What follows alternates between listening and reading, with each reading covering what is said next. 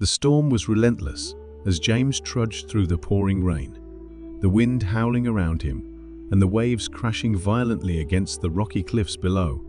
The haunted coast was just as he had imagined, desolate, foreboding, and full of dark whispers. He had heard the stories from the villagers at the nearby town, tales of a lighthouse standing tall for centuries, its light piercing the stormy nights to guide lost sailors. But with a darker twist, some claimed the lighthouse was haunted by the souls of those who had perished in the unforgiving sea, forever trapped by the unblinking eye of the beacon. Desperate to escape the storm, James had sought refuge here, hoping to find shelter and rest for the night. As he approached the lighthouse, he saw its solitary light flickering through the torrential downpour, casting long, ghostly shadows on the ground. The door creaked open as he knocked, revealing the lighthouse keeper, a grizzled old man named Kevin, who eyed him with a mix of curiosity and caution. Kevin stepped aside to let him in, and as the door closed behind him, a sudden chill filled the room. The air smelled of salt and decay, and the interior was dim, lit only by the pale, flickering glow of the lantern in the corner and the occasional flash of lightning outside. The storm raged louder, rattling the windows as the wind screamed through the cracks in the walls. Kevin led James deeper into the lighthouse, where the walls were lined with nautical maps, dusty books, and ancient relics that seemed to carry the weight of the souls of sailors long gone. Despite the eerie atmosphere, Kevin seemed completely unfazed, almost as though he had lived with the presence of the spirits for so long that he no longer noticed.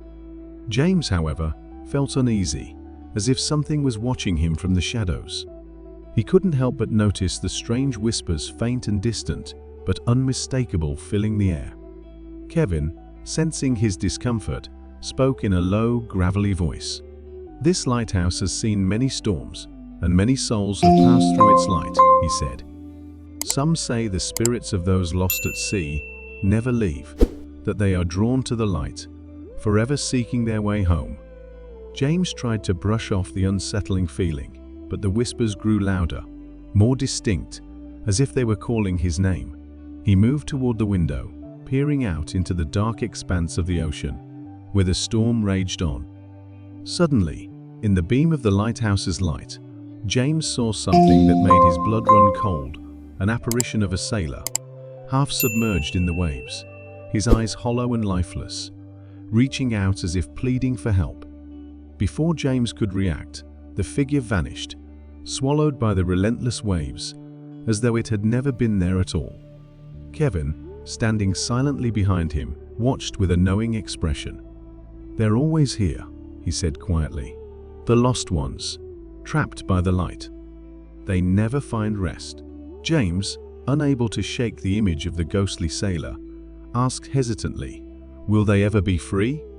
Kevin's gaze turned distant, his voice barely a whisper. "As long as the lighthouse stands, they wander. The light keeps them bound. And now, so are you." The storm outside raged on, and as James turned to leave, he realized with a shudder that the whispers were no longer distant.